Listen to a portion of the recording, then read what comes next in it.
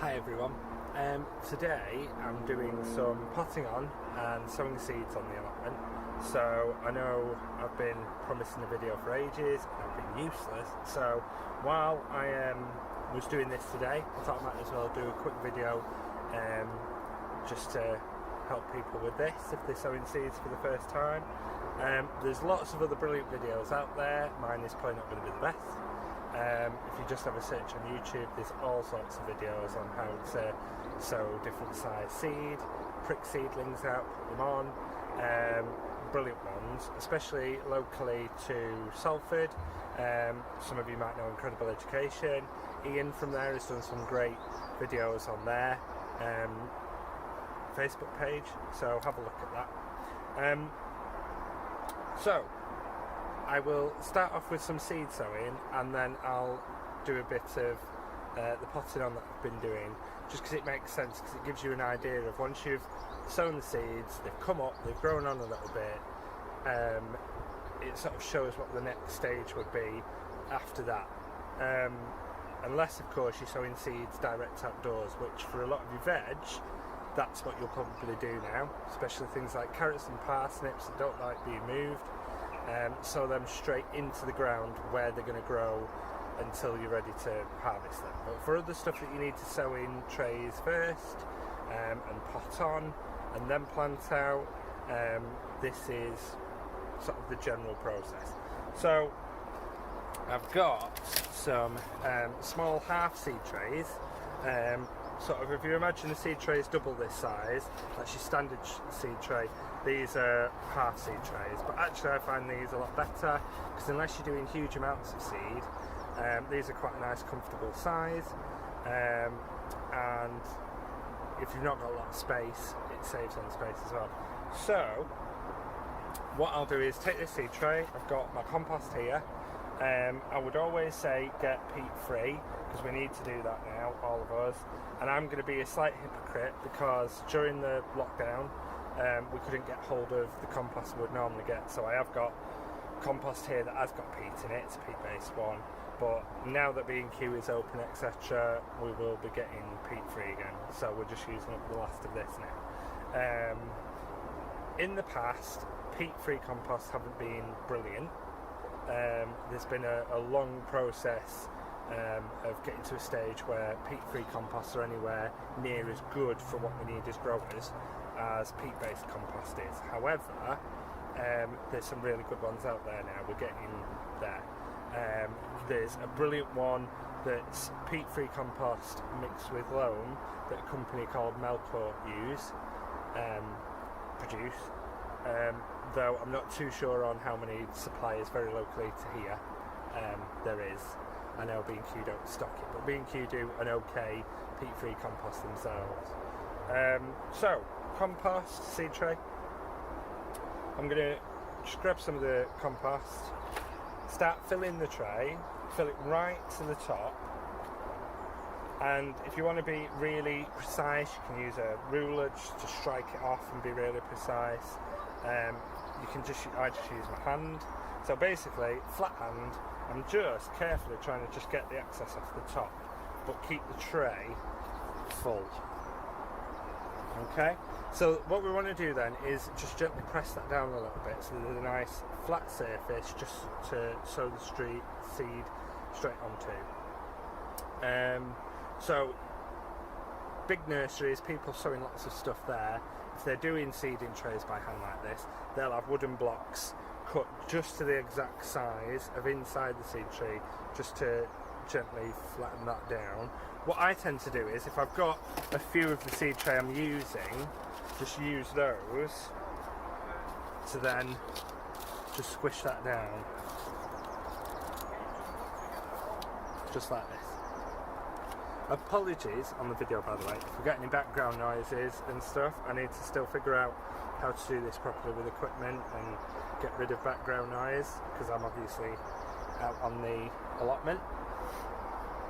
So you've got your flat surface on which to sow your seed, and there's only a tiny little gap still between that and the top of the seed tray, because for most seed you're either going to need hardly any soil at all over the top, or very little compost. It's only your big seed that need to be buried down.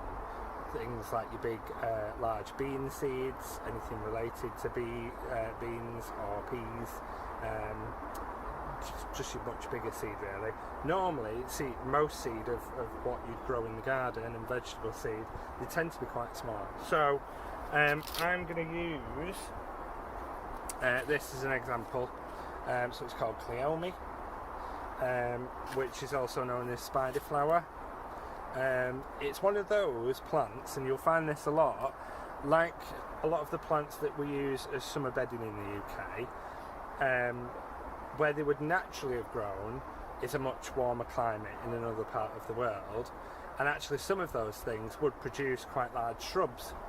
But when we grow them in the UK, we're growing them just for the summer, and then at the end of the summer, well into autumn, when you start getting the first frosts, they normally die off. So we call them tender annuals, but it's kind of the same as bedding really. So this is a tender annual.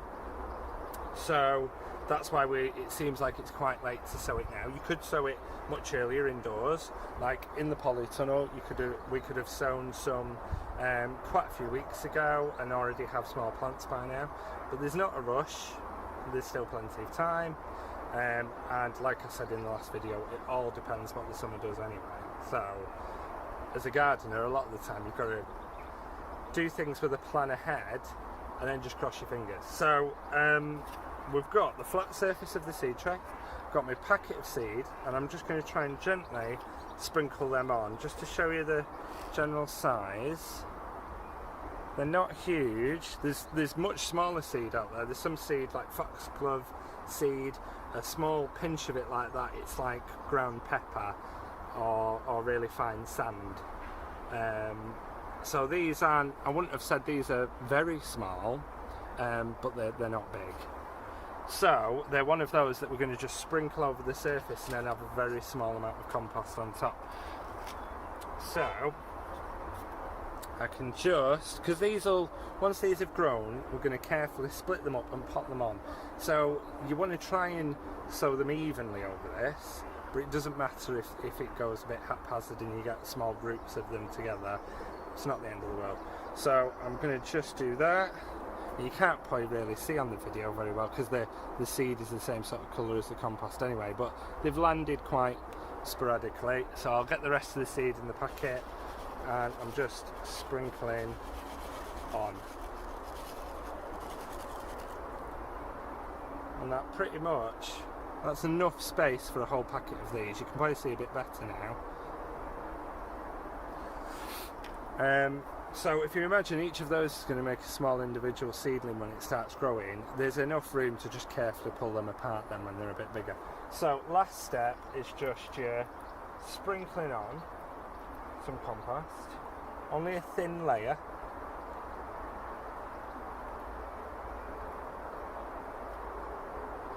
So with my hand I can just tidy up the edge of that and then just gently firm it down a little bit. What will really firm that down properly is when you've got your fine rows on the end of your hose, if you're doing a large area of them, or a fine rows on a watering can, just so it sprinkles almost like fine rain. When you do that, it's the water that will then consolidate that down. So label on that so you know what it is, date if you want to, because you might do repeat sowings of things at a later date, so you want to know which are your earlier ones, and that's done. I'm not going to bother with a label on this because I know from the other stuff that I'm sowing, when those start coming up, even if I don't recognise them straight away, by process of elimination I'll know what they are, so I'm going to leave that. So rather than just repeat that again, you can always rewind the video if you want to look at that again, but that's the same principle for pretty much any seed you would do, unless, like I say, it's much bigger. I've not got anything here that is probably a lot bigger than that, apart from maybe sunflowers. So just to look at the sunflower seeds, obviously they're a lot bigger. So you could still do them in a seed tray, or when you get into seed that sort of size, what you might do is a little pot and do maybe 2 or 3 of those seeds in one pot, and see how many come up. There's no guarantee they're all going to come up, and then if they do, you can just take off the weaker one, just sacrifice that, or carefully pull that off, pot that on separately, leave the stronger one in its own bigger pot to get a bit bigger before it goes in the ground. But it's the same principle. So what I would do is, again, just fill that up like we did the seed tray, but what I would do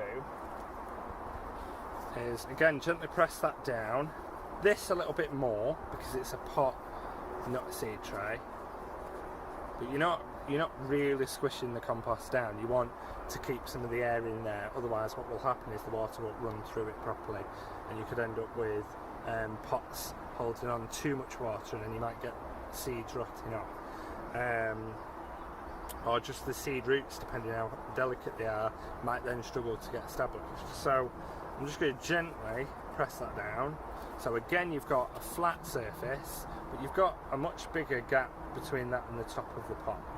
So as a general rule, when you start looking at bigger seed, it's similar to when you're planting bulbs.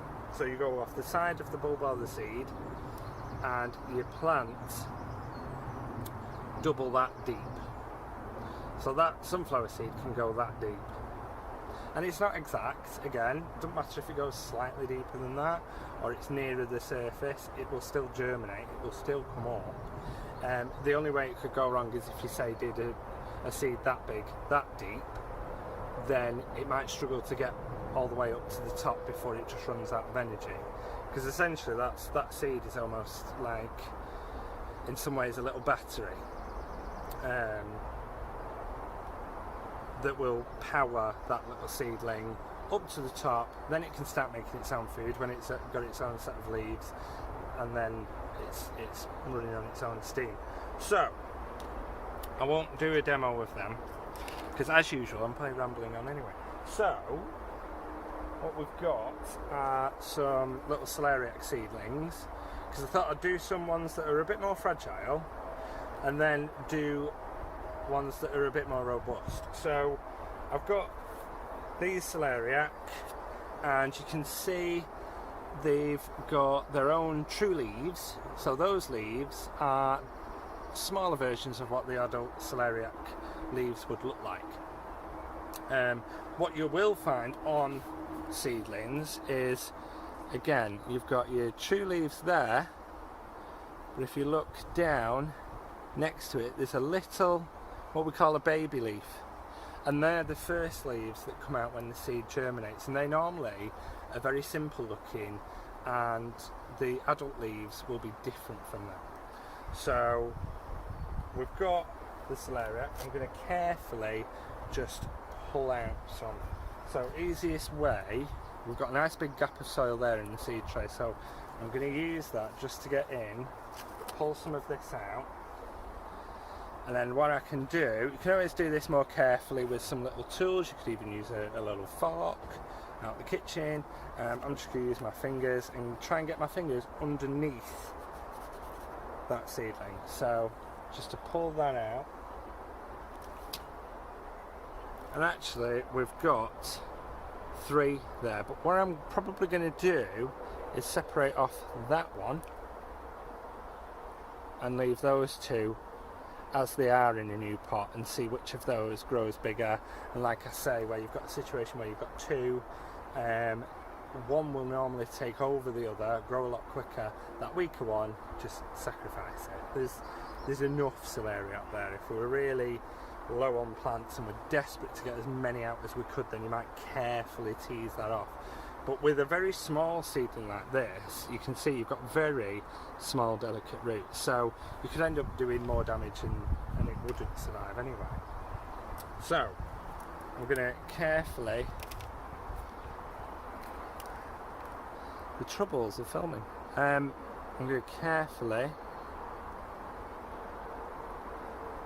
pull that away. You've got lots of little roots there. And I am holding it at the base of it there. You don't hold it at the root because you can end up damaging that. You can afford to accidentally damage one of these leaves. That wouldn't be an issue. What you don't want to damage is the roots. So, and you'll see why I wanted to do some that are more robust in a minute, because with these we are going to be really careful. The more robust zinnia seedlings that I'm going to do next, I can be a bit rougher with. So, you've got your little celeriac seedling. I'm going to use that pot that I filled for the sunflowers before, because it's the same sort of principle. Fill your pot right up. But the difference is, what I'm going to do is, again, you could use a little tool, a little dibber, or a plant label. I'm just going to use my finger and just wiggle to get a little hole in there. I'm not pressing a hole down, I'm just kind of wiggling one big enough that I can then drop that into. And then what I can do is very carefully just fill in around it, push the soil in around it, and gently either side, my fingers, just push that down.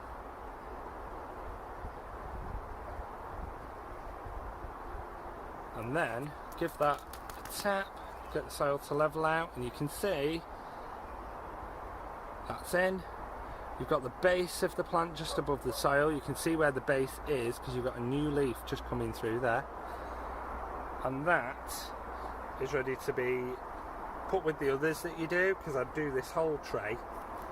So you'd be looking at 20 plants maybe, potted on like this, and then I'd water all those in together as quickly as possible. Because a big thing to remember when you're doing any kind of separating plants out and potting them on, or even digging plants up in the autumn, splitting them if they're herbaceous perennials, and then planting them in again, is you need to be quick at getting them wet again. Because no matter how careful you've been, when you dig up a baby seedling out of the seed tray or a plant out of the ground, you will always end up breaking those little tiny hairs on the end of the roots that you can see, and those tiny root hairs are what pull up the water that the plant needs. And the trouble is, the way a plant works, I won't ramble too much with it because I know I'm rambling already, is it has to lose water at the top through the leaves for its system to work. A bit like our blood running around our body, our heart pumps it.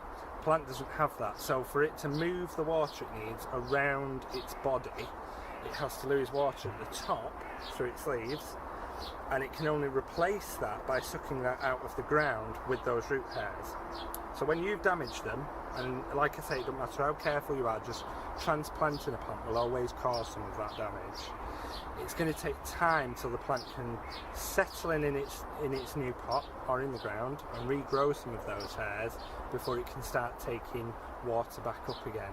So you've got that period where it's going to be losing water at the top and it can't get the water it needs until it's settled in, which is why it's really important to give them a water as soon as you've potted them on, and keep them relatively moist until they've perked up, started visibly growing again, because by that point, if you can see growth on the top, you know it's growing at the base, at the roots.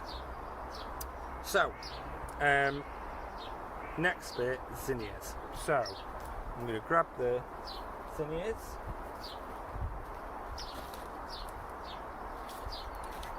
So these were sown a few weeks ago, and they've been waiting actually a week or two to be potted on. They were ready a while back, so they're desperate to get potted on. But you can see they're young baby plants already now. They're a bit strong and robust. So I can be a bit more, I can manhandle them a bit more basically. So I'm going to carefully, just try and gently pull out section and just carefully rip it away from the others slowly. And I've got a group of plants there. I want to then separate those again.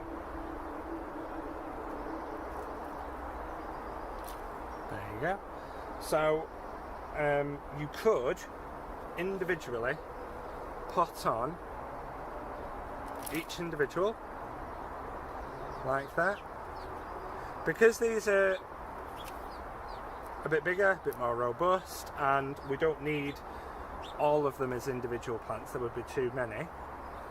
What I'm going to do, I know I keep going out of camera, I've got a table in the way, is I'm going to actually pot them on in groups of 3 or 2. So like there's quite a stronger one, but then 2 smaller, weaker ones, so I might as well separate them off as a group of their own. They can be potted on.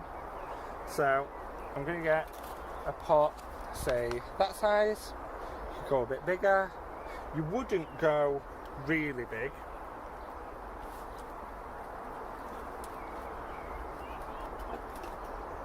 So you wouldn't go that sort of size. That's a 3 litre pot.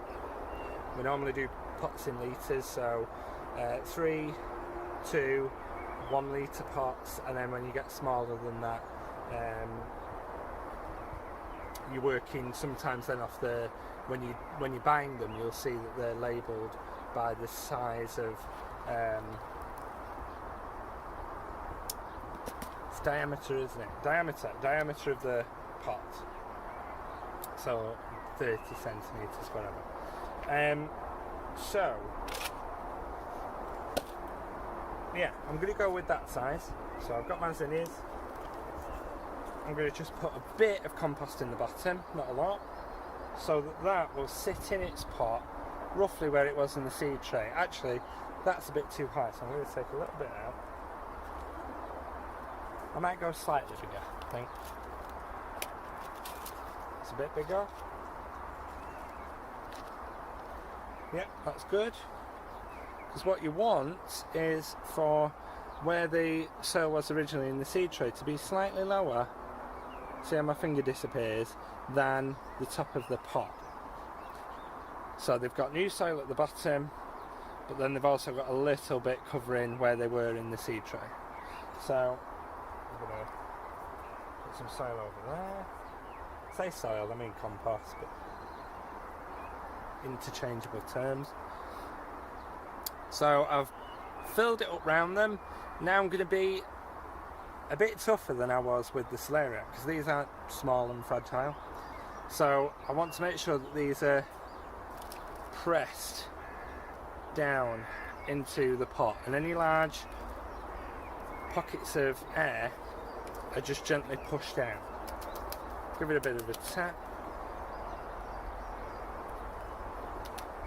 Bit more soil, because you always want to fill pots, unless they're very, very big pots that you might have a small tree in. You might leave a good gap between the top of the pot and where the soil is, because with those you might need to give them a really good drench in the summer and let the water fill up to the top of the pot, so you know there's plenty to sink all the way back down to the bottom.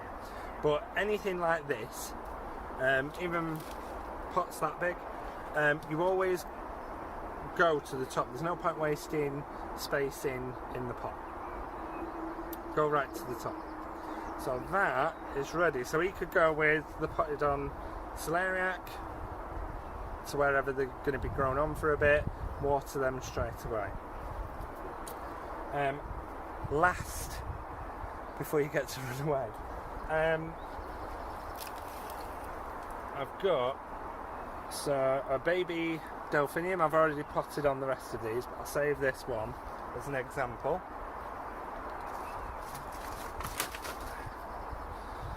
So these were grown as seedlings, potted on into individual modules in a tray. So that's filled its module, and it's going in a bigger pot. And what you'll find is, like we did with some of the seedlings, there's 2 in there. Now, this isn't veg like the celeriac, and it's not a tender annual like the zinnia. This is a true perennial. So it's a herbaceous perennial, which means that in the winter it'll look like nothing's there because it will die right down, but it will come up again the following year, and it will do that easily for quite a few years, depending on variety, depending what type of herbaceous perennial.